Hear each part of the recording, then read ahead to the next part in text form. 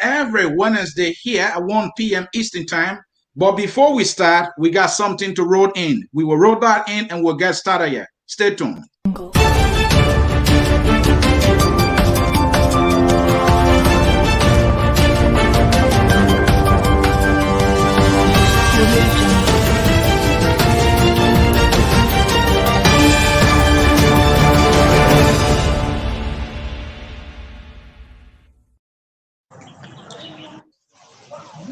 Hello and welcome to Focus on Liberia. This is our program, Roundtable Africa. I'm Ansony Sieh, moderating as always, our chief discussant, comfortably seated. Sekou Kelleh, Sekou, another edition of Roundtable Africa. Welcome. You are muted, Sekou. Sorry about that. Thank you very much for having me. And thanks to our viewer for always being here. Today, we bring you a special edition and we are excited to be here. Thank you very much. All right. Also, as always, comfortably seated is Edward Amara, Focus on Liberia, West African correspondent based in Freetown, Sierra Leone. He is the co-discussant of Roundtable Africa. Welcome, Edward. How is the homeland? Absolutely good. Somewhere you may say, and I'm very happy joining this wonderful program again. I know it has been a hectic week. A lot of things are going on in Africa, but thank God Sierra Leone and Liberia are doing good. And as I'm speaking, we have a friendly match between Sierra Leone and Liberia. It's an international friendly match. Okay. It's a new stadium that is being opened in Kenema City, where I am. And Liberians are here playing against Sierra Leone. It's a fantastic day, cool weather, just got rain. Everything is looking good. I'm very African. Who are you rooting for to win, Edward? Liberia? I'm just standing within the fence. My mother is a Liberian. My father is a Sierra Leonean. Who should I go for? I'm here. I respect Sierra Leone. I think I go for Sierra Leone. You go for Sierra Leone. So you're not making me happy, Edward. But that's okay. I understand. I'm going for Sierra Leone because Liberia has a history on Sierra Leone when it comes to international football. I think they have to go for Sierra Leone. So I wish Sierra Leone should turn that around today. Well, I hope there will be another Titi Amara who's going to do it for Sierra Leone this time. Absolutely, absolutely. Titi Amara, Guinea, Sierra Leone, I don't know. But Liberia have the potential. I think if we defeat Liberia, it will be a surprise. But if Liberia defeat us, it will be a disappointment, but definitely not a surprise. All right. Thank you. Again, folks, that is our guy in West Africa, Edward Amara. He is focused on Liberia correspondent there. Folks, let's handle business here. Your program, as always, is Roundtable Africa. That is RTA. Welcome to our broadcast. We have a very special topic for you. Here is your topic: forced migration, the journey of the African youth for greener pastures. That is the topic that we have for you. And you know, we always wrote in questions, and those questions, we find answers for them. And as we found the answers, we discussed the topic, and we gave you the information you need, and you leave here informed, energized, and knowing better and more about your home continent, Mama Africa. So we have question number one. What is forced migration? And for your information, we have graphics, we have graphs. We will have you informed. Stay here. It will be informative. My discussant, they are here. They did their research. They are prepared. So question number one will be like, something easy for you. But here's the one you want to pay attention to. What are the factors and causes of forced migration? These guys, intellectually prepared, will go ahead. Question number three, why do African youths risk their life to travel abroad? Why am I here? Why is Sekou here? Why are you here? Why do our brothers and sisters in Africa want to come abroad to the Western land? Why? They will tell us. Also, what's the reality of the journey to Libya? Many of you probably might have known about the story along the Mediterranean there. These guys will go out there. We got images to show you of what is going on in that region of the African continent. Also, how do we minimize forced migration? This thing, to a certain extent, have an impact on us. Something is missing. They will tell us here. Also, What are the effects of forced migration on African youths on the continent? Do you want to know the answer to this very, very important question? Then you want to stay here. And finally, we are looking for solution. This is a big problem. Forced migration is a big problem. We are finding solution. What should be the African solution from a Pan-African perspective? Africans finding African solution to African problem. Sekou is here. Edward is here. We are getting started here. Let me bring in the gentleman. Gentlemen, I am excited about this edition. Let me get in the middle so that we can get this thing going. Let's start with you, Sekou. Our first question, forced migration, what it is. Some people don't know it. Maybe they're hearing it for the first time. Yes, thank you very much once again. Thanks to our viewers.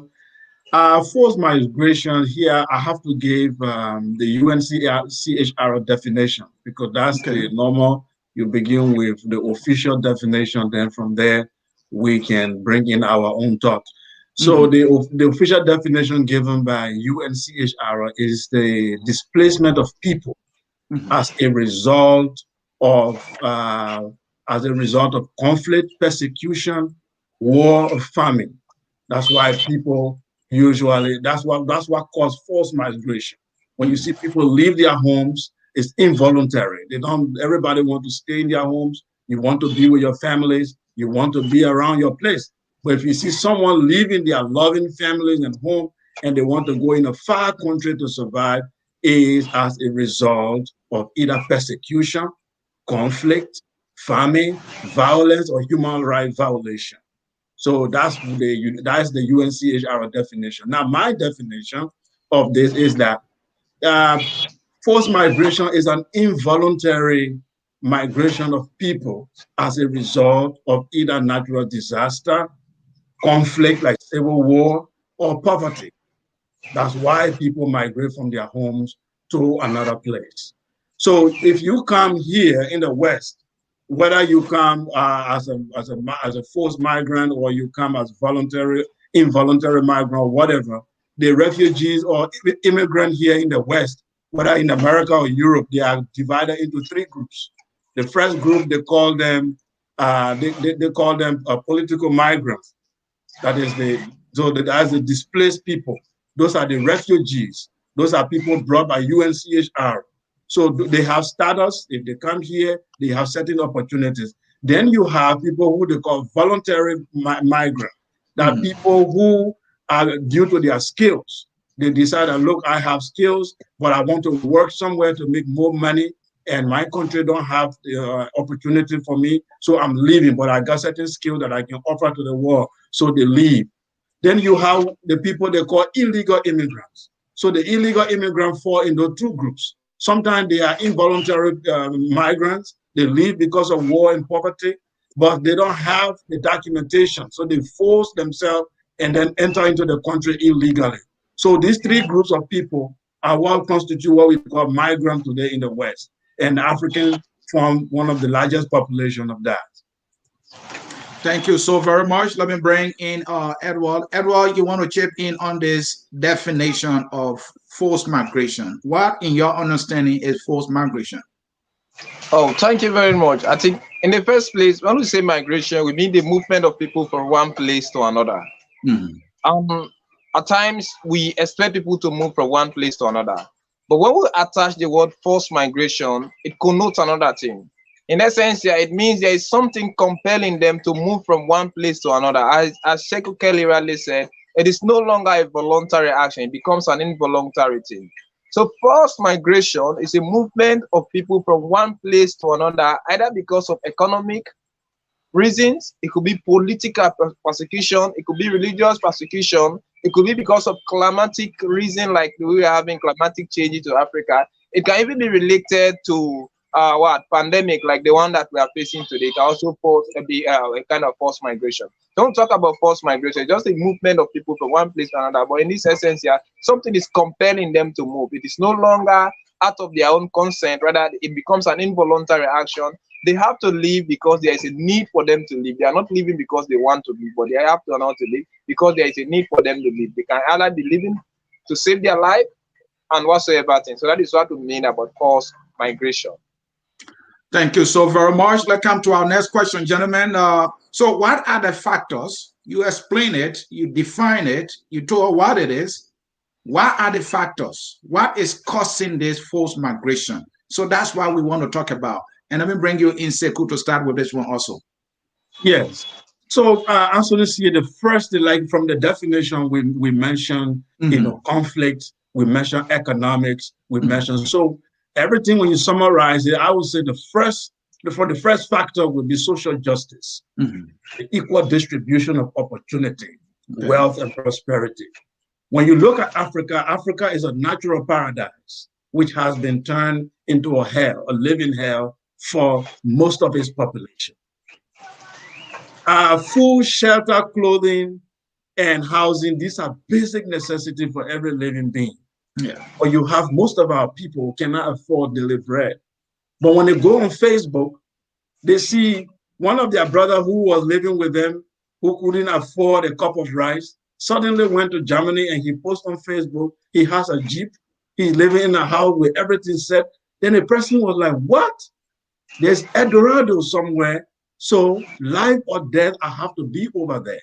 So the social justice issue in our society, the inability for our leadership, our governance system to provide the basic necessity of life for people is the reason, is one of the factors that necessitate forced migration. So the other thing there will be, it basically falls in political conflict. Is one of the reasons too. We have this adversarial politics where people fight based on tribal affiliation, religious affiliation, adversarial politics. So our political climate, all the states, like West Africa, for example, they have been classified under what we call fragile states. They are they are fragile states because the peace is not guaranteed.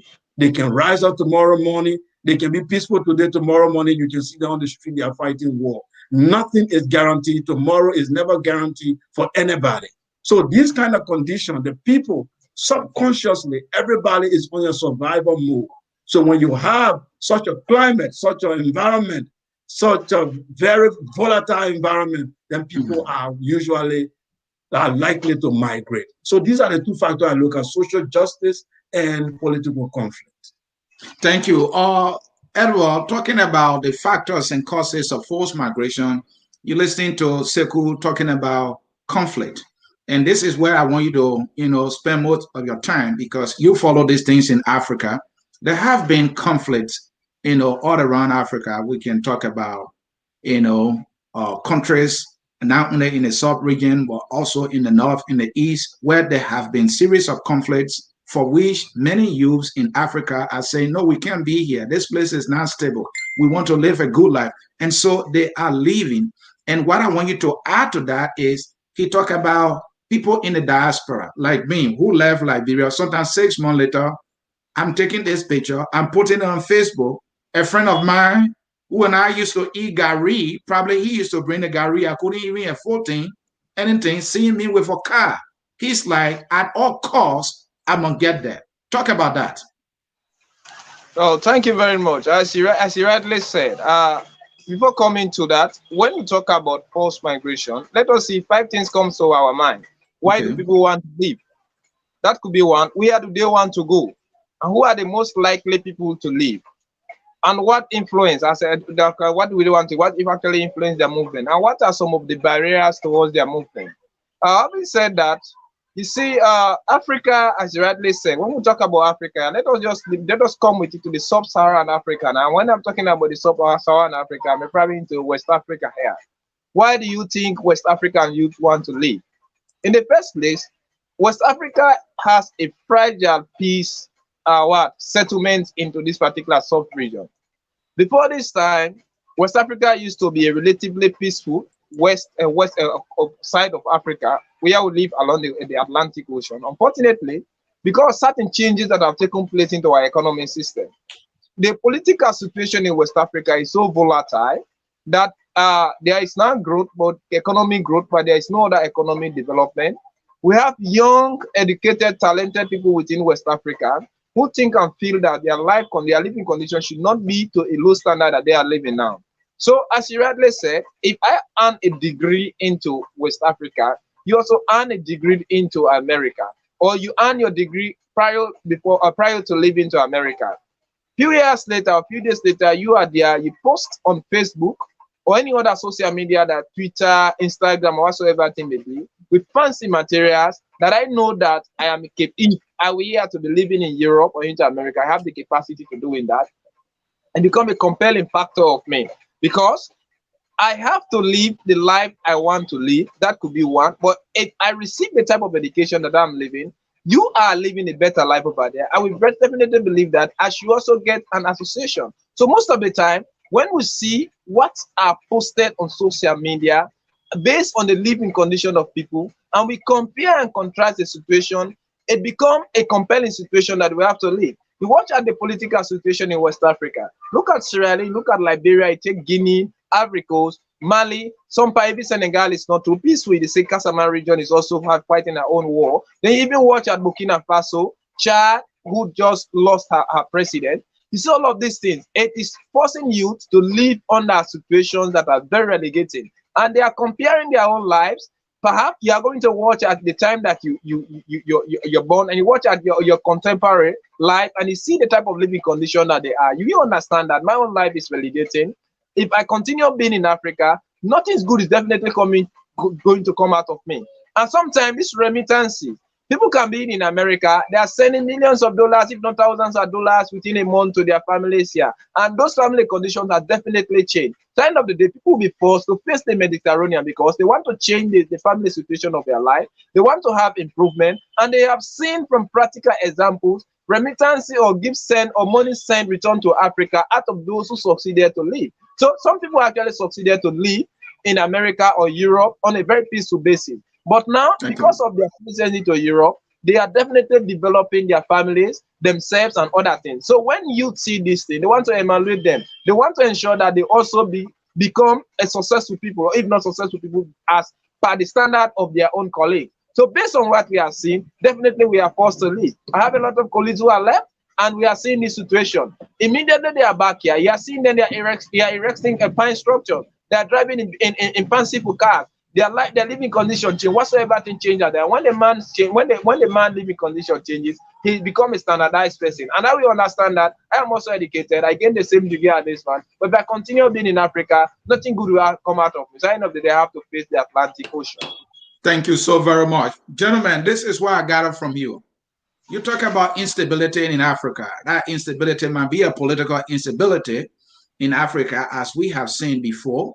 And another instability can be a civil war, like the crisis we have in Liberia. They have one in Rwanda and many other African countries, all right?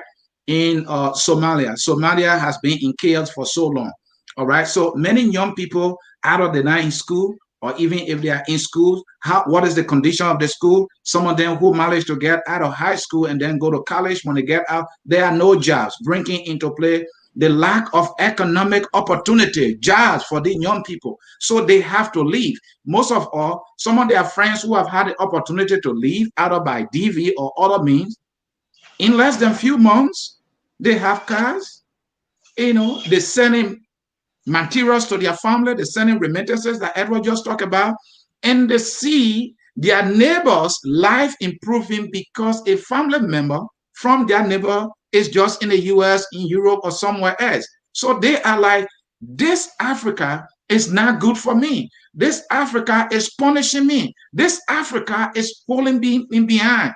These are the factors and causes for which many young people in Africa are saying, by force, I must leave from here, because staying here, I will not succeed.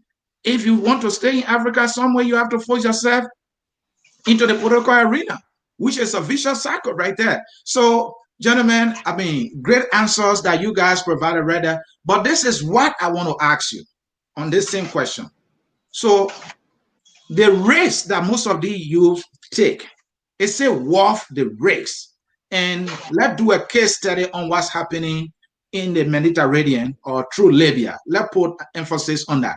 We see people getting on boats. Some of them can't even swim, but they are taking the risk anyway. Some of them are even dying at sea.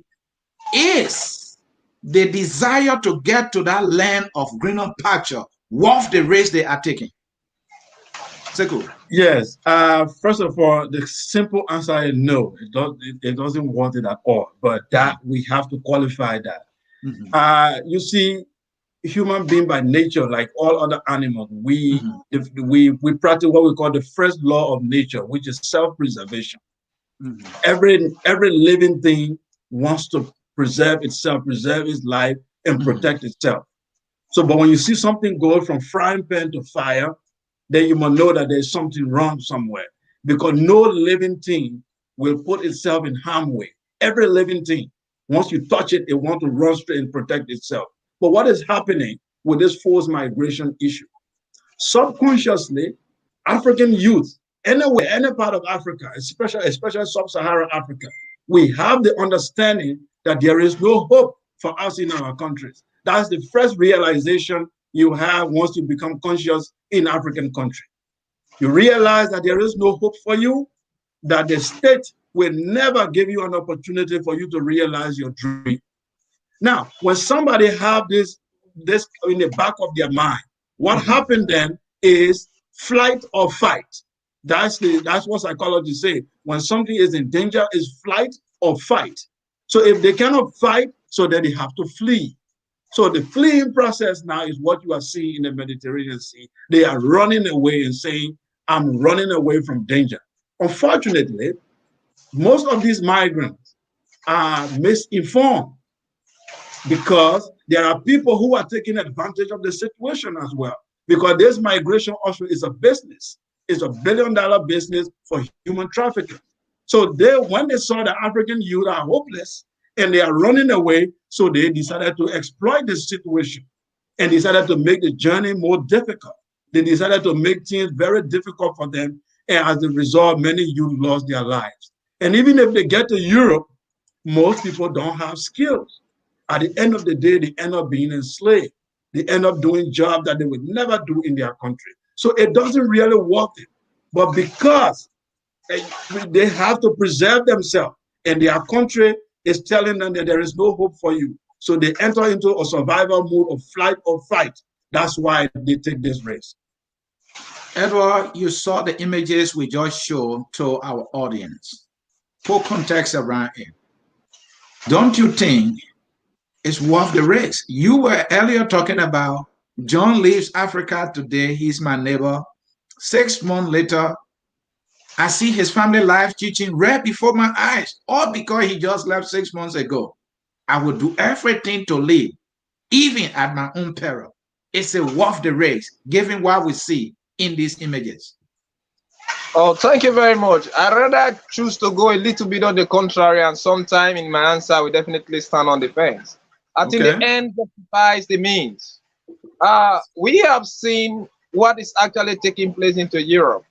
It depends on the individual who leaves the continent for Europe and his fate that he may encounter at the end of the day.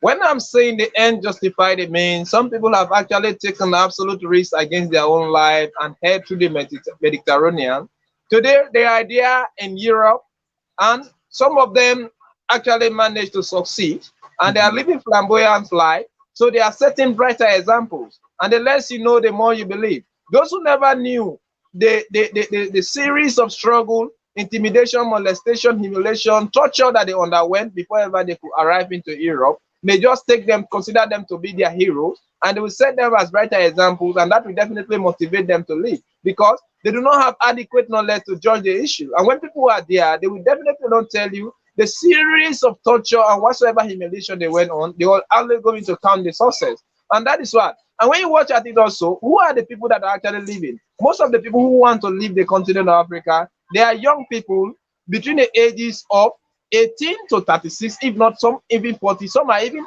as far as into their 50. It depends where they are. And they are trying to rate their condition. Mind in Africa, if you're here, certain situations are very frustrating. And people think and feel that the manner in which they are living their life, it is no longer going to produce, or their life is no longer going to be productive if they continue being here. So most of the people who actually left, Edward, let me hold you there. Edward, let me hold you there. You are taking the position slightly that the ends justify the means. So let me roll in the statistics that we got here. All right. This is migrant deaths are soaring in the Mediterranean. Now, if you look at 2011 alone, according to the graph that we have here, about 2,300 African, mostly youths, died in the Mediterranean trying to get across the ocean for greenhouse pasture. Now, in 2012, it dropped to 500. In 2013, the number went up to 700 deaths. In 2014, a staggering number of 3,419 deaths. In 2015, it dropped a little bit to 1,500 deaths. We didn't get the figure we didn't get recent figures right now. But if you look at the trend, you see people have been dying. What made you think this race is worth it at all, just to get bread across the ocean? That is why I told you I am not going to categorically support that. It is worth the risk they are taking. But I'm telling you that the end justify the means, and it depends on the success or the fate of that individual.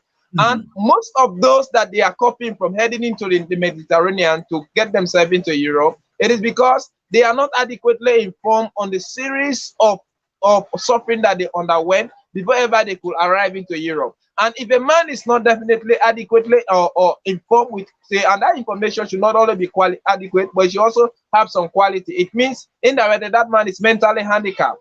And most of these things that happen, it is because the messages that we are getting. And thank God to the social media, whatsoever thing. And in Africa, most people here only have access to listen to radio. And if you listen only to radio, it's more or less a hard news. But you are not seeing the images. Thank God to the purification of social media that we are seeing some of these images. But deep down to those people who are actually taking, some of them do not even have access to Android phone where they may see these things. So it depends on the individual. However, in the nutshell, you must understand that most of the youth who undertook this particular adventure lied and miserably.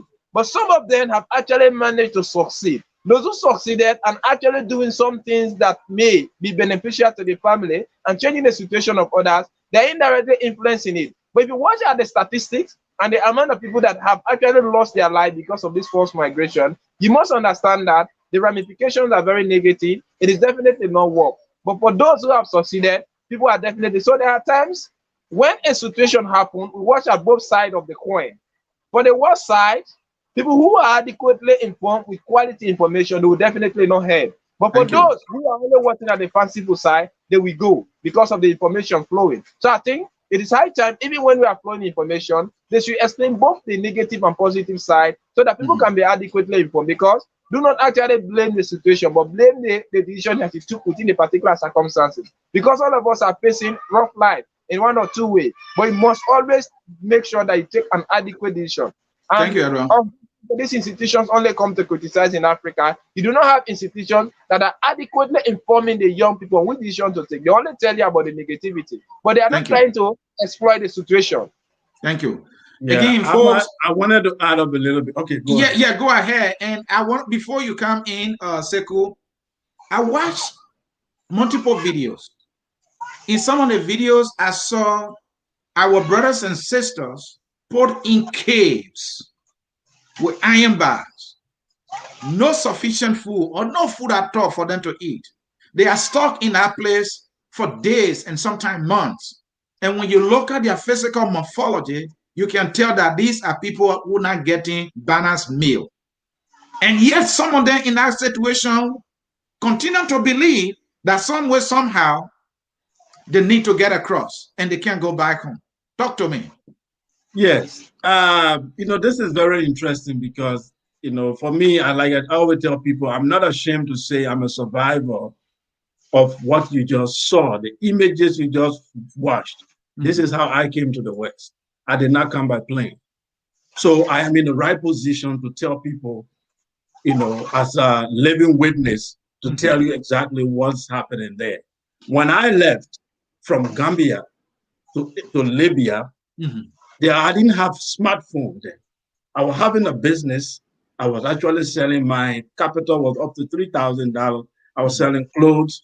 I was okay in the standard of living in Gambia. I was like, in my area, I was considered a big boy. Yeah. Okay. But I was not satisfied. Every evening I go to the internet cafe, I pay a little money, and then I see pictures. So there was misinformation going on in the public side. The gossip among young people was about when you go through Libya, you'll be in Germany, you'll be in Europe within 3 days. That's the information. They say within 3 days, you just get to Libya. Then from Libya there, it's 24 hours, you are already in Europe. So due to the misinformation, I went and sold I left my business, folded everything up, put my capital in my pocket, and went. Now I left with about 5 Liberians and other Nigerians. And just to make the story short, I arrived in Libya. Before arriving in Libya, I already lost like 2 Liberian brothers on the way. Then from Libya, a lot of human trafficking going on. We'll get to that part when we start to tell you exactly what's going on. Because apart from the difficulties of the journey, slavery is going on, harvesting of human organs, a lot of stuff is going on there. It's a very, very dangerous route. So from Libya to Italy, I also lost the other 3 Liberian brothers. So 6 Liberian citizens, just to make you to picture the whole thing now, 6 Liberian citizens left Gambia to Europe, then 1 person entered. You call that success? Wow. To me, that's not success.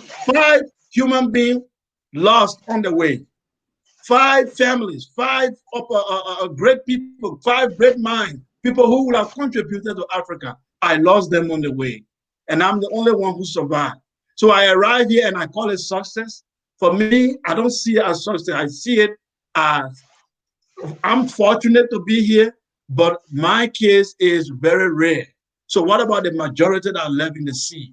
What about the thousands and thousands that lost their lives? So I don't think when you want to weigh something to say whether it's good or bad, you look at the negative and the positive, you weigh it. I think the negative is more than the positive because you lost more people. And apart from just getting here, thank God before I arrived here, I had got some skills. I speak a lot of languages. So when I got to Europe, I became a language interpreter for the Red Cross. So when I started working for Red Cross, after I learned how to speak Italian. Then I started working in a refugee camp where I was receiving thousands and thousands of refugees. A lot of women arrived, they were raped. A lot of young girls that were raped and got pregnant by Arab guys. They have babies whose father they will never know. Some arrived HIV positive. Some boys were sodomized on the way and they will never get justice. They will never be healed. Some of them are undergoing a lot of rehabilitation. So psychologists are trying to help them to regain their sanity. This is not the end justify the means.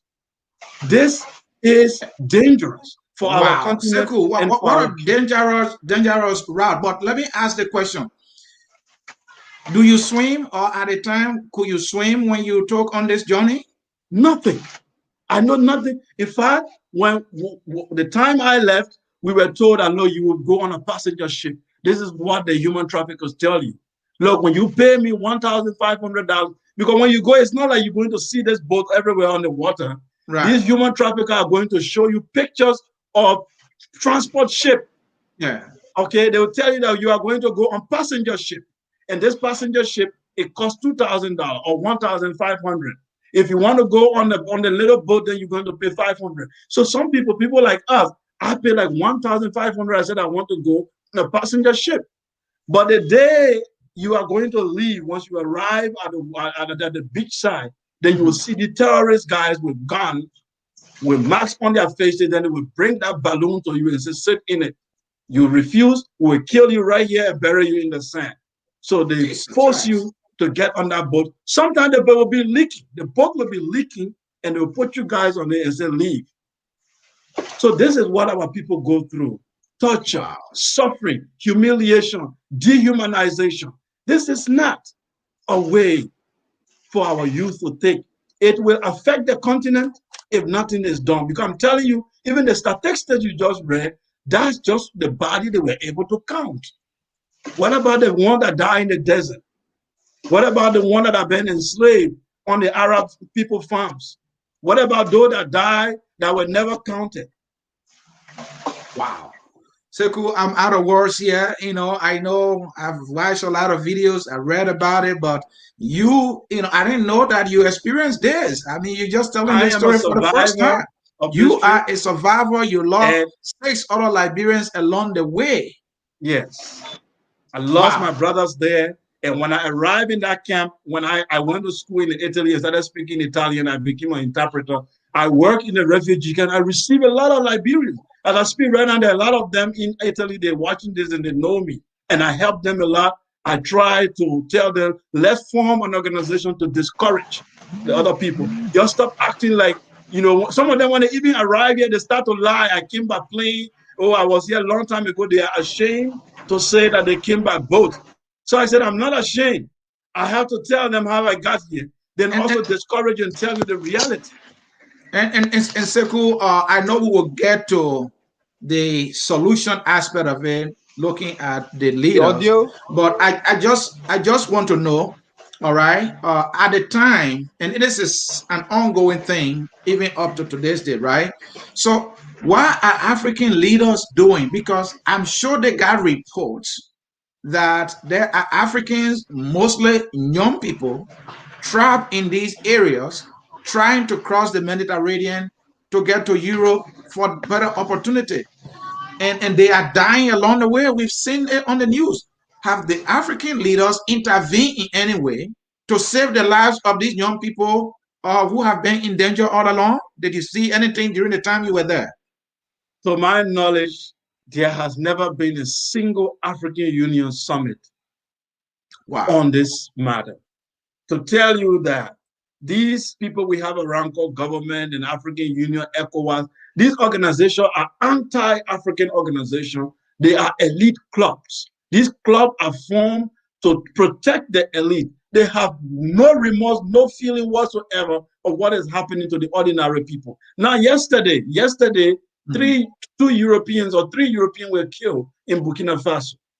Every news platform in Europe, from BBC to CNN to France 24, all of them reporting it. 3 Europeans were killed in Burkina Faso. They made it a news. They feel the pain. People talk about it everywhere here in Canada.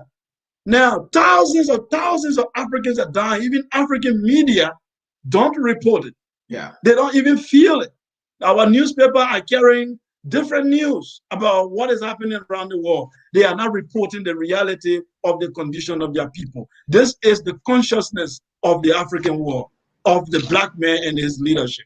The African leader did nothing. Once, when I was working with Italian Red Cross, Kofi Annan came there once. But remember, he was no longer UN Secretary General then. Right. He just decided on his own as a private citizen. He said he wanted to come and see what is happening so he can inform African government. Kofi Annan came there and then he saw the situation. There were Ghanaians, Nigerians, in their thousands. I work on a refugee camp in Italy. Liberians have their quarter, the Nigerians have their quarter, Ghanaians have their area, Sierra Leone. There is no single sub-Saharan nationality I've not met besides Rwanda and Kenya. Rwanda, Kenya, Uganda. I've seen all other nationalities on that camp, suffering, catching hell, and nothing was done. And these people they are suffering. They are going through some of the worst conditions in Europe. Some of them will never have documents. They have been rejected. They sleep on the street, and most Nigerians are in prison because at the end of the day they start selling drugs, and the Italian jails are packed with Nigerians. Edward, one of the primary resources of any country, but let's say Africa in particular, is its human resource. And the statistics couldn't be right that Africa is the youngest continent in terms of population. Now, it is this human resource leaving Africa for Europe on dangerous missions for greener pasture. How is Africa missing out on its most valuable asset, if I can pull it that way? How is Africa missing out on its most valuable asset? African leaders are asking the Europeans, the Westerners, for money, forgetting to know that most of the money these Europeans are generating, they generated from taxes. And the people that are supposed to be paying the taxes are leaving because there are little or no opportunity for them to be employed. Have African leaders not seen this thing? Edward, you are there. Thank you very much. I think in the name of our African leaders, Africans are being used, misused, and at the end of the day rejected by these Europeans. I think arguably we may accept the fact that because of our minimal size in population, when you watch at China as a country alone, its population is bigger than Africa. And when you watch at our demography in Africa, we accept the fact that because of the quantum of population that we have in Africa, and you watch at the demographic distribution, you will accept the fact that Africa actually has the youngest population into the world. But watch at it, because you cannot develop the continent of Africa without having the adequate trained and qualified human resources to develop the continent. But because of the attributes of our African leaders, it means when you are educated here, your life cannot be different from the man who is not educated but involved in the trading. It is only in Africa they will tell you that, or in Sierra Leone, you are per se, like Liberia, they will tell you that a teacher is synonymous to poverty. Because when you're a teacher, you are definitely rated as a poor person.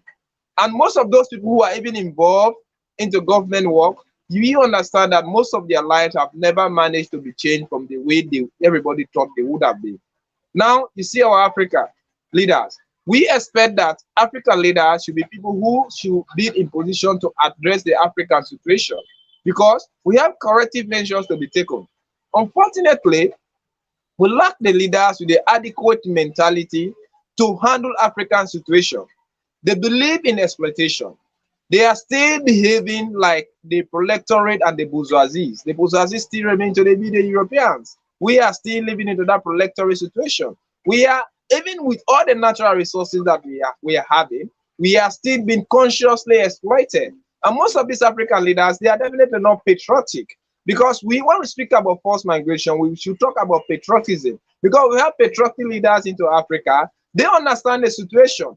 The Liberian situation is no different from that of from Sierra Leone. And Sierra Leone's situation is no different from that of Guinea. That is why if you watch at the manifestos, all of their manifestos they present, it is almost all addressing the same issue. But we are not having the real African with the Pan-African mentality, like the like of Thomas Sankara. You think about Kenneth Kaunda of Zambia. You think about Kwame Nkrumah of Ghana. You see people, they believe that there is something into Africa, they can actually handle the situation. So I think all I can say in this, to conclude here, we are just electing the wrong people to power, because we want to elect leaders who have the solution to our problem. But most of the leaders that we are electing, these are exploiters. Most of them have their children, they have houses to Europe. In fact, they have no meaning for them to become Africa, because even when a man is less informed, he takes all decisions. Because thank you. We do not even know the profile of the people that we are electing into offices, and people do not even have the time to vet these people's profile and what they have been doing. Because if you want to elect a leader, rate his or her patriotism, you understand that that person will be able to change the African situation. Unfortunately, 99% of the problems that we have in Africa are definitely created by the leaders, because the leaders are so selfish, they are unscrupulous, they are self-centered, greedy, and not worth to be elected. So, and if we can't allow that, no wonder you see the like of Chad or whatsoever thing, the situation is deteriorating. Look at Nigeria, the big brother of Africa. You see the situation that is happening to Nigeria today. You have Boko Haram, you have Nepal, all sorts of movement are moving. And you see Burkina Faso, another thing is happening. So the situation is compelling Africans to misbehave, and they will just try to graze the Mediterranean, although it is not the solution to our own problem. But when a man is about to leap into an ocean, even when you give that man a knife, he holds it to ensure that he survives. And that is what exactly is happening today. Thank you. Edward Amara is our West African correspondent based in Freetown, Sierra Leone. You are watching Roundtable Africa here. Our focus on Liberia. I'm Ansony, Sieh, moderating your discussions are Sekou, Kelleh, chief discussant, and Edward Amara, co-discussant. Gentlemen, let me show this to you. This is information from the Mo Ibrahim Foundation. There are some statistics here I'm going to read for you. African migrants in 2017, 36 million migrants, 36 million migrants, mostly youth, leaving the continent of Africa. These are people, many of whom are of working age, that should be working and paying taxes in Africa, contributing to their country, but they are leaving and they are carrying their entrepreneurial power and capacity, their knowledge. This is the most valuable asset of Africa, leaving Africa, going into the Western land to make the Europeans and the Westerners rich, leaving Africa poor. So this is what we see. And also here, now, reasons why these people are leaving Africa, reasons why migrants leave their own homes. And according to the statistics, 80% for better economic opportunities. And this is fact. Many of us leave and come to the Western world not because the buildings are beautiful, not because the roads are beautiful. If the roads can be beautiful, if we don't have anything to do to survive, we will not come here. Oh yes, the forest in Africa is beautiful, but we live in anyway. So it's not about the beauty of the land. It's the economic opportunities that are here. Also, people are leaving, 20% of the people, mostly young people that live in Africa, is because of insecurity, conflict in Africa, instability in Africa. Nobody can thrive in insecurity. We saw that in Liberia throughout the 14 or 15 year civil war that we had. Nothing productive was going on. Most of our uncheckable, our life been wasted. So people had to leave. Now, lack of job opportunity, they broke the figures down here. About 18 million new jobs are needed in Africa per year. 18 million new jobs are needed in Africa per year.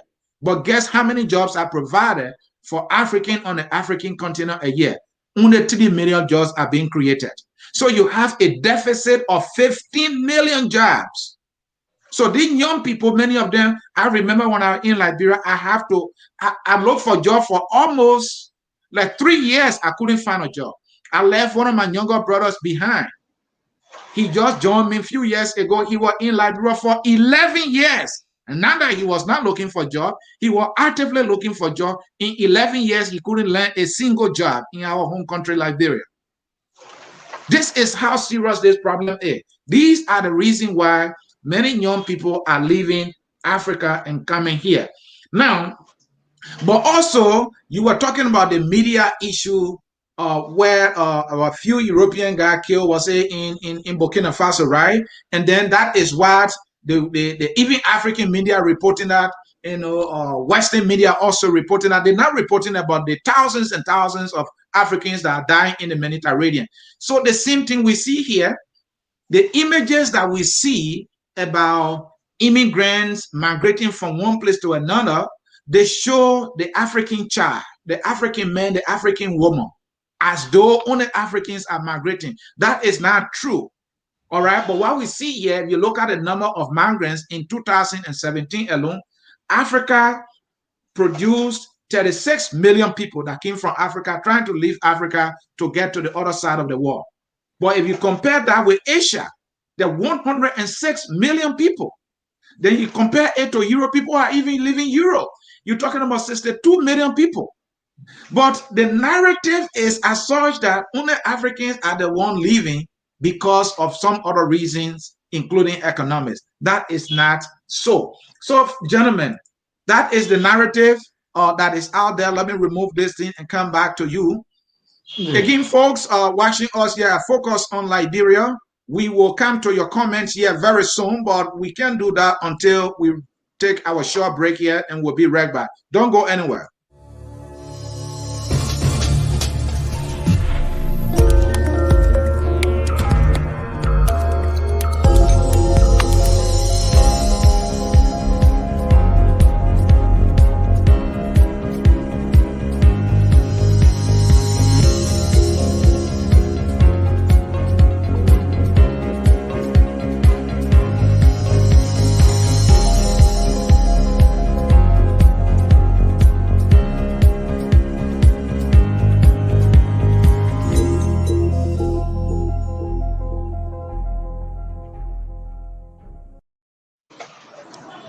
thank you for staying with us yet again. We want to welcome you to Roundtable Africa here, focus on Liberia.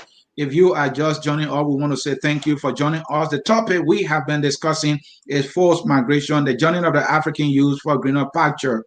All right, we have been discussing, very substantively here. We answer questions like what is forced migration, but let me bring in your comments so that the chief discussing here can weigh in on those comments.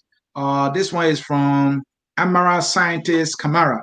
Wow. Hi, from my end in PA, that is Pennsylvania. Good evening, folks. This is my man, Augustine Tama, who follows us here religiously from the borough of Nikrutan District 16. Riverside Pro said, great topic. Indeed, it's a great topic.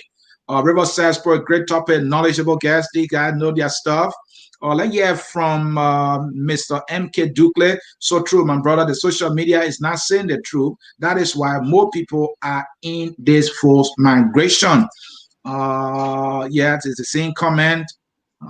Then let's hear from Steve Waxing. This is why African country need to invest in their youth empowerment, he tried to say here. Gentlemen, you saw the graph, you saw the subtexts, you listened to the comments. Let me start with you, Amara. What do you have to say in response to our audience and also the graph that you showing the subtexts, the total number of persons leaving Africa, leaving other parts of the world for this greener pasture? Thank you very much. I think the less you know, the more you believe. And if you believe certain things, you tend to doubt what you are hearing.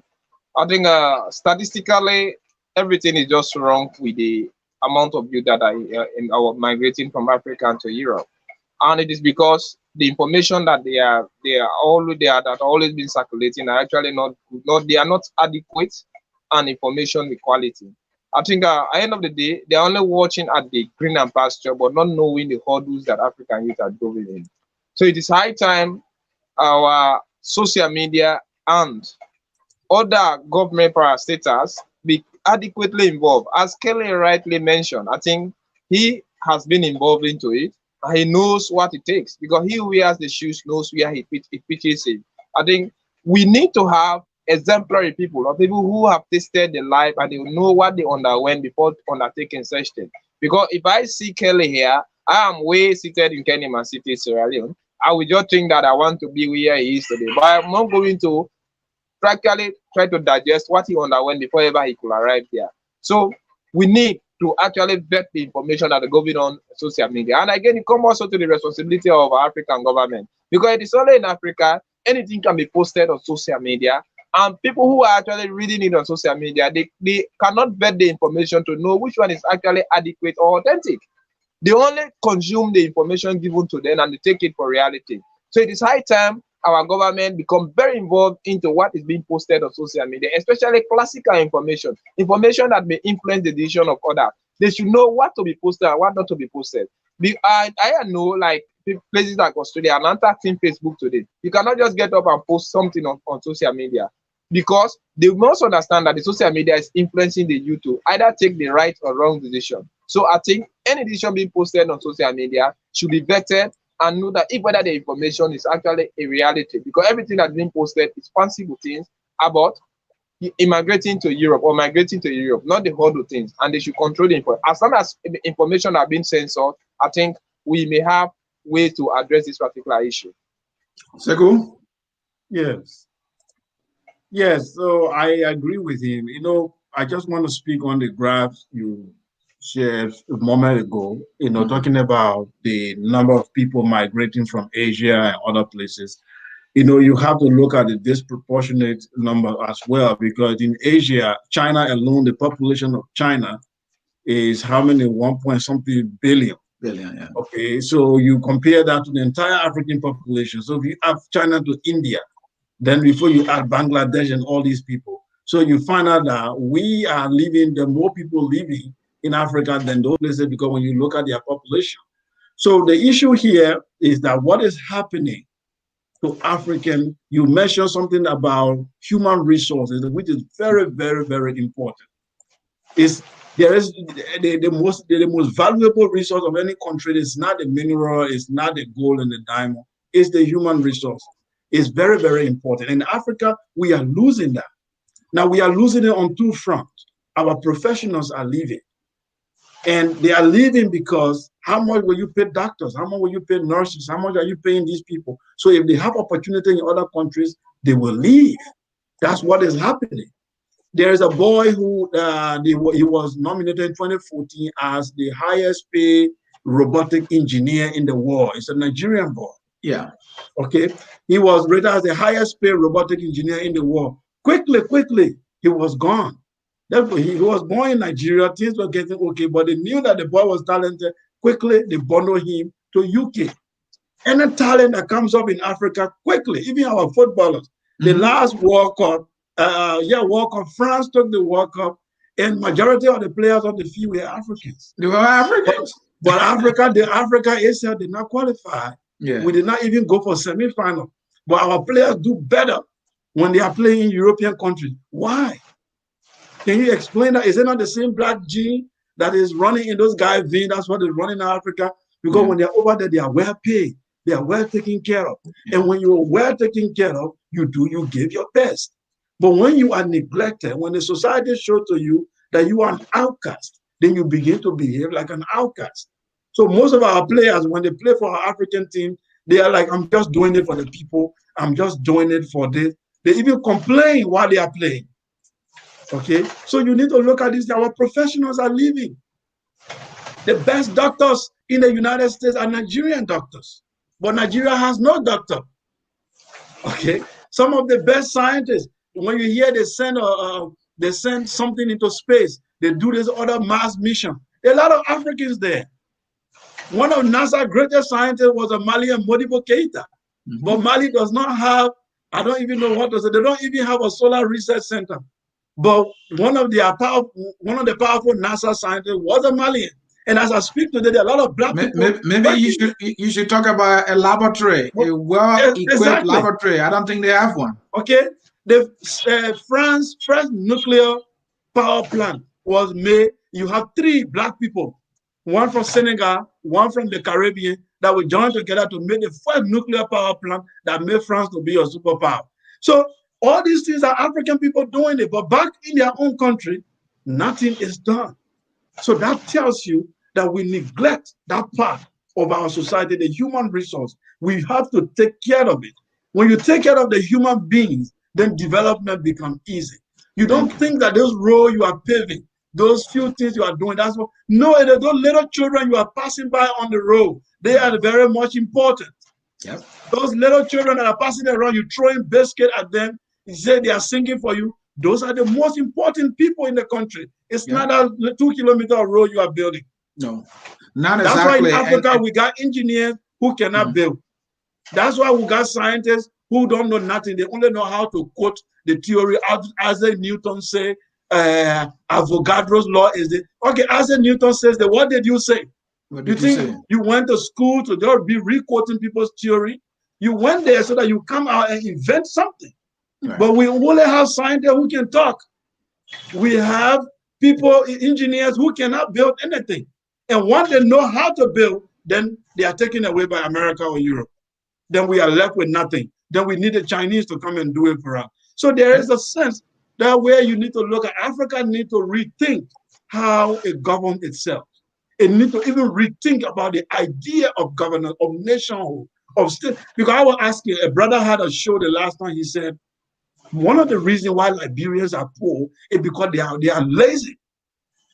Okay, they want everything from government. They want everything from government. Government can do everything. And he's in Canada here, so I called on the show. I said, brother, you and I live here in Canada.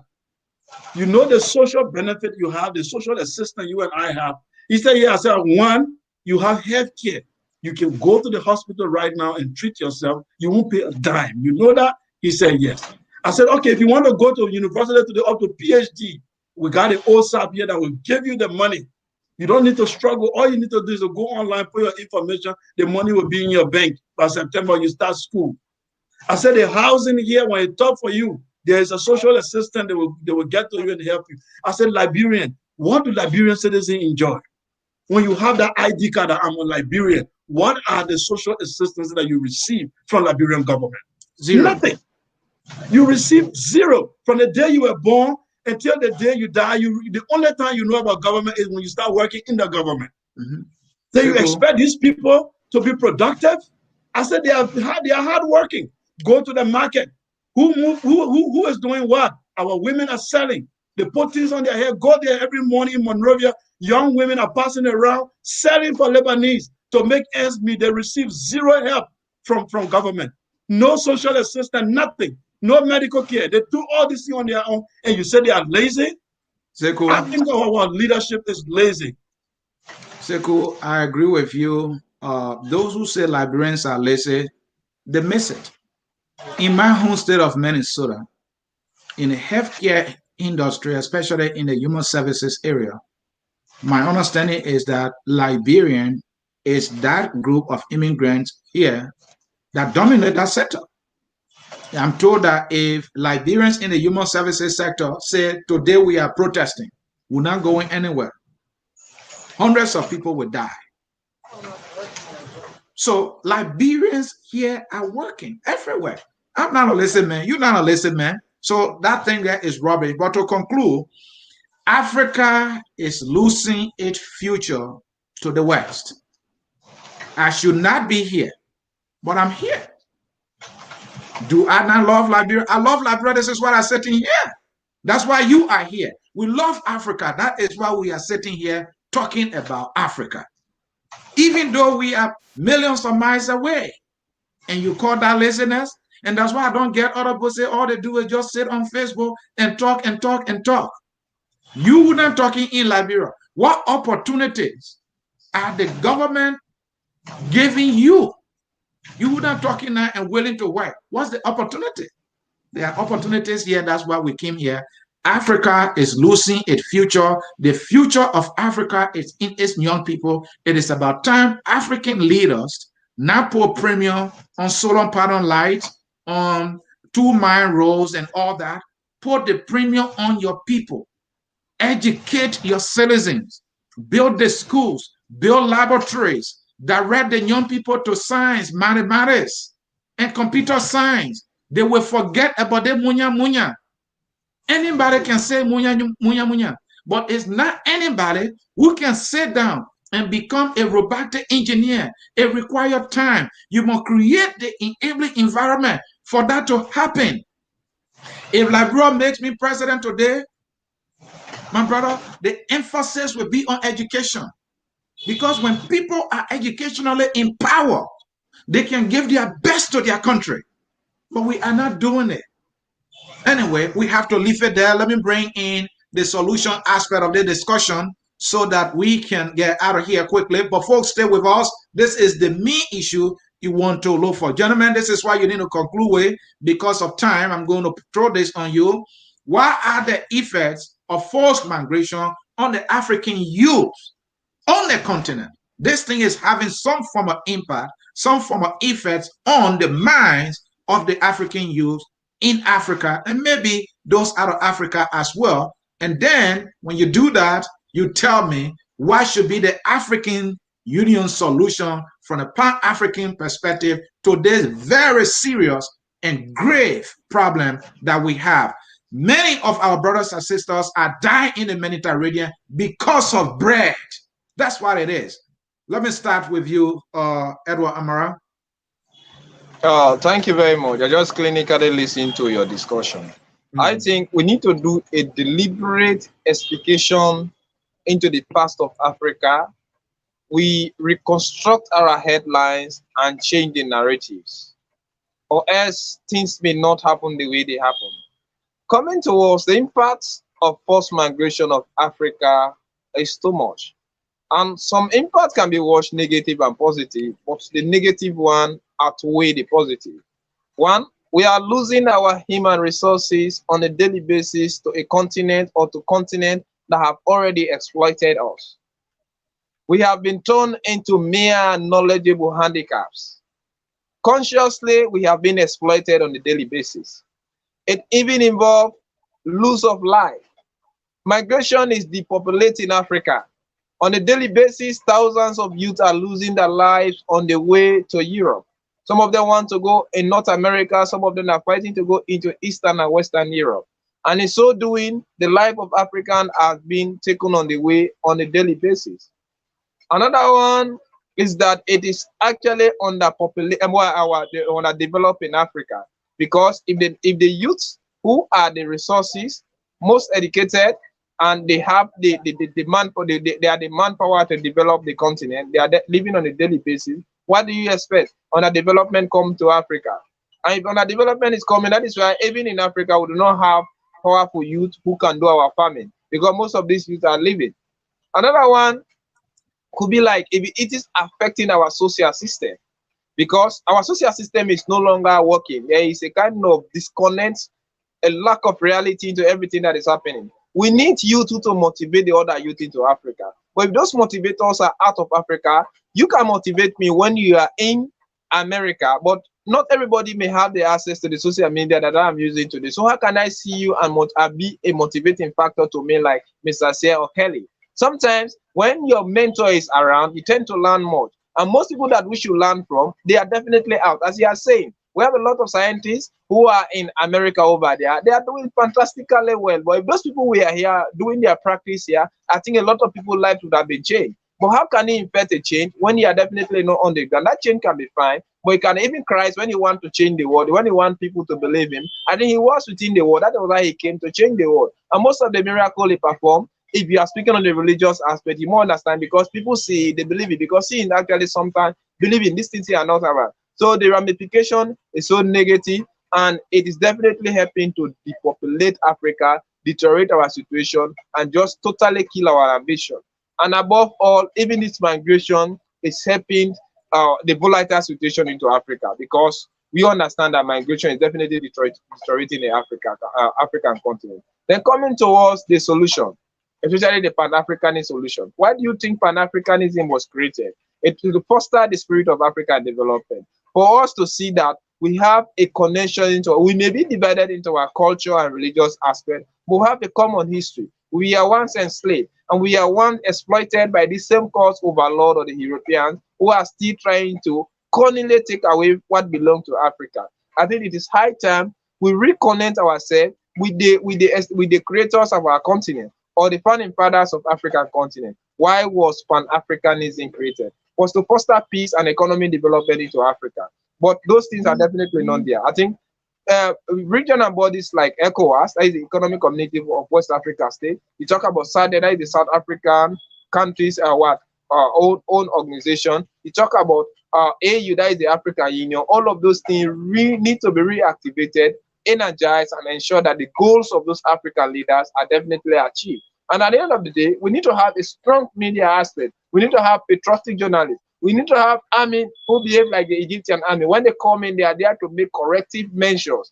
We need to have people who turn to speak, not corrupt army, not corrupt police force. And we also need to reconstruct the educational system. Because mind you, education for what? If you watch at the Kenneth Kaunda or Julius Nyerere educational system that they had into when they wanted to change the perspective of Africa, everything was there to develop Africa. We need to have a common language factor. We need to have all Africa gearing to one developmental goal. We need to have that commonality among us. I think we need to decide time we copy from the good culture of EU, that is European Union. We all know Europe is getting developed because of the strong union that they have, the collaboration that they have. But I think definitely Africa is lacking this thing. So youth who are in Africa, those who are abroad, it is high time if we want to sensitize our African brothers.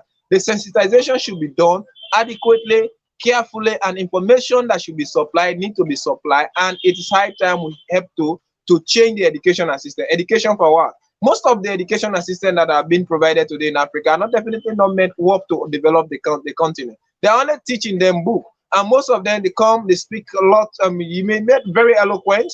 They may present ideas, but those ideas cannot manufacture anything. So it is high time we try to even teach agriculture to be a compulsory subject like Sierra Leone is doing into our school, so that people can learn how to change the common ground. They will have the soil to till it, but when we are tilling the soil, let it be productive. It is only in Africa you are seeing doctors who cannot even produce a paracetamol tablet. You are seeing chemists, all of these things. What is the meaning for that? It's nothing, because we do not have the industrial development backbone to develop the African continent. So our narrative needs to be changed. We need to reconstruct our headline. We need to do a careful research into our history and know exactly why the Pan-Africanists were created, or that particular Pan-African Union were created. Why do you think Organization of African Unity, before coming to Africa Union, was created? And we should also need to see the dreams of our forefathers. I think with so doing, Africa can elevate itself from one stage to another, or else we may still be heading for doom. But I believe I'm an optimistic person. I believe that the continent solution will be solved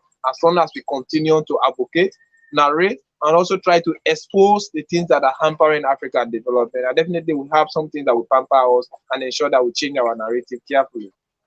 Thank you so very much, Edward Amara there. He's a co-discussing here at Roundtable Africa. And Sekou, let's come to you for your closing. 2 questions we are closing with. First of all, we want to know what are the effects of forced migration on the African youth on the continent? And also talking about solution here, what recommendation from the Pan-African perspective that the African Union should be embarking on right now to solve this problem of forced migration, leading our brothers and sisters dying at sea in the Mediterranean? Yes. The effects on the African youth. First of all, the way the African youth have been wrongly socialized. There is a saying in my language, I will say it and I translate. You know, is this an African show? So I think it's allowed. Oh, yeah, for sure. What people say, it means a chicken does not fly, then you expect the chicks to start crawling. They will follow after the mother. African youth watch their governments, their leaders being oriented towards the West. President children are in America. The president family members are going to school in Europe. The minister's children live in the West. So the youth discover that in order for Sekou, give up more. The representative, the senator, the director, keep going. The pastor, all of them, keep going.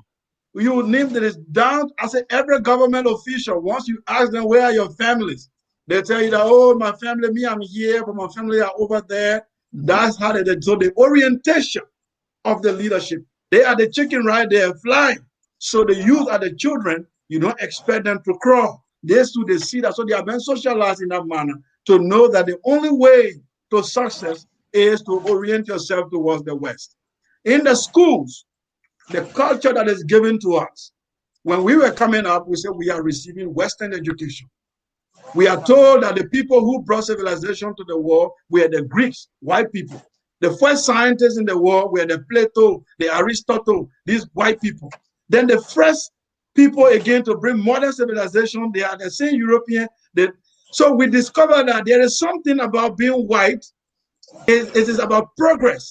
So naturally, white people succeed and black people have never succeeded. This is the culture we've been given from school. In fact, one day I was working with a Nigerian friend, and then he came to visit me, and I have a white American guy. We were sitting down having tea together. And then the white American guy said, can you guys point one African nation that is doing well, that is actually able to accommodate African immigrants, that you can say, yeah, this country is really doing well. So I was hesitating to speak. Then my friend said, oh, South Africa. So the white guy said, oh, South Africa. He said, yeah, that's true. Then the Nigerian guy added, he said, South Africa is doing well because they got white people. And without white people, they can never succeed. The more white you have, the more the country is likely to succeed. The less white people you have, the more the country is likely to be poor. I said, no, I stopped him. I said, success and failure does not depend on the skin color. There's no scientific proof for that. I said, but we can understand the politics of the world supports whiteness, and it helps whiteness to succeed quickly than a black man. I said, we can make that case, but there is no scientific evidence that you can put before me to say because someone is white, that's why they succeeded. And the white guy said, oh, I agree with Sekou. So I understood very early that the education that we are receiving is telling us that something about white man country and white men is different from us. So we are not succeeding because we are black. So our educational system needed to go back and tell our people that the reading and writing is African. Ancient Egypt is where they came from. We needed to be told that the first scientist in the world, the first doctor is Imhotep. We needed to tell them that the first architect in the world, the first man to write book in the world is Ptahhotep. All these are black people. When we give that orientation to the youth, what we do that is what we call self-reference. They begin to make reference to themselves when it comes to success. Then the leadership need to change. They need to bring their parents, their family back to Liberia, Africa, let them go to school. If you think the school you build is good enough, bring your children there. If you think the hospital you build is good enough, bring your family to treat themselves there. But when you take yourself and your family to treat yourself abroad, you are telling us that the system is built to fail. So I think what the impact that this forced migration is having on the youth is something that they have been socialized in that manner. We have been formed to behave in certain way. That's why we make certain wrong choices. So the whole issue here is sound right reasoning. The youth, we are not making sound decisions. The decisions are based on the way we have been socialized, and we have been wrongly socialized by our leadership and our elites. The solution, the Pan-African solution, I will only say one thing: collapse the border. Collapse the border, let Majawiya become a governor. Let Mada Bio become a governor. Let Alpha Conte become a governor. Let Alassane Ouattara become a governor. Form a powerful army. Put those resources together and create a powerful army that will protect the black child. Put those resources together and create a Pan-African central bank that produces our own money and give us a strong economy. Why not? Those who formed the United States were not the same people. They were Irish. They were Germans. They were British. They were different kinds of white people with different languages. But they saw the need to build a common destiny. And they put aside their little tribal differences and created a great empire called the United States of America that is more powerful today on the planet. What are we waiting for with these little borders? What are we waiting for? With a Loma man in Liberia, a Loma man in Guinea, and they think they are different people. A Mandingo man in Liberia and Sierra Leone, you think it's different from the Mandingo man in Guinea? We are one people and our destiny are intertwined. And we collapse this border, create a powerful army, create a great economy. I'm talking of Black Africa now because there's a cultural unity between us. We can do that tomorrow morning and forced migration will be stopped because the economy will improve. We will build industry for our kids and the future will be secure. But as it is going right now, the trajectory Africa is on. Anybody tell you from World Bank statistics that Africa is on the path to succeed, they are lying to you. We are committing suicide. That was Sekou Kelleh, chief discussing here, focus on Liberia, and earlier you listened to Edward Amara, co-discussing of our program here, Roundtable Africa. We brought you the topic, forced migration, the journey of the African youth for greener pasture. And my Ansony Sieh, I have been moderating. Folks watching us here at Focus on Liberia. Focus on Liberia has been conducting opinion polls. As you know, politics, talking about electoral politics coming around soon in Liberia. So the links that you see here, I want you to go to the links, click on them and participate into our opinion poll. There are two of them. One is asking you, who's your choice to be the CPP candidate comes 2023. And then there is another one that is also asking you to vote your choice for president comes 2023. You want George Weah? You want Cummings? You want Ure? You want Boakai? You want DeLong? Go and make your choice. We will share the result in one of our shows. But the one we started with earlier, let me show you some result from that one. And that one continues. We're trying to get about 1,000 persons to participate. As it stands right now, we have about 672 responses. Of the 672 responses on the question who should head the CPP ticket, we have 40% saying Boakai, Elizana Cummings, 50.7%, Ibrahim Daros Dillon, 9.2%. In our subsequent show, we will give some updates on these polls that we are conducting. We will appreciate if you will participate in these polls by clicking on the link. The decision as to who becomes Liberia's next president is key. Some are crying, some are celebrating, some celebrating honestly, some they don't know what it's celebrating about. Whatever it is, we need a better Liberia for for sure we can agree this one is not good. One of the ways, unfortunately, is to decide among the weakling of candidates that we have, and I say it and I will not apologize for saying that. We have bad choices, but we have to take one and you must decide. Politics is not that thing where you sit on the fence. I don't have a side, but I have a preference. But you will not know. But sometimes you think you know. Well, this is how we will come to the end of this broadcast here. I focus on Liberia. And of course, we brought you yet another exciting edition of our program here, Roundtable Africa, ROTA. As always, Sekou Kelleh was on point.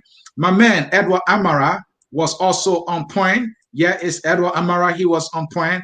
And as you know, I'm your guy, Ansony Sieh, always moderating here around Table Africa. The song says we are all Liberians, and it's that song, as always, that takes us home. And that song is patriotic. You listen to the discussion. Patriotism is key. Understanding who we are is also key in what we do, not only as Liberians, not only as Sierra Leoneans, but as Africans. We must know who we are. We must know our own value. And let our leaders also understand that if there is any other resource that is so significant for the development, for the advancement of Africa, that is the African youth. And they must put premium on it. It's not a gold, it's not a diamond. We have been mining these diamonds. The laws have been flying out of Africa. And nothing has changed significantly to improve Mama Africa. But I think if we are all educated sufficiently enough, we will be able to do it. Until then, we catch you next Wednesday on another edition of Roundtable Africa. Enjoy this wonderful song that says we are all Liberians, and Sekou, and as well as Amara myself will be here. We will bring you a topic that may surprise you, and it will be educational. Bye-bye, folks.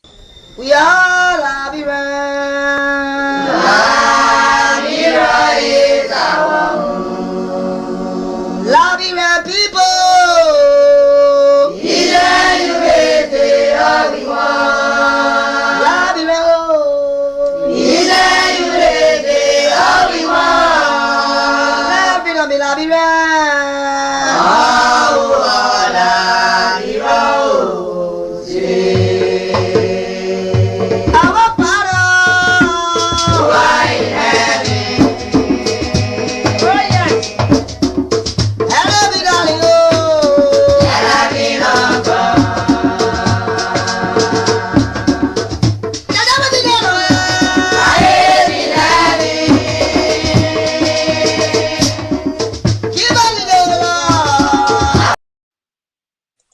We are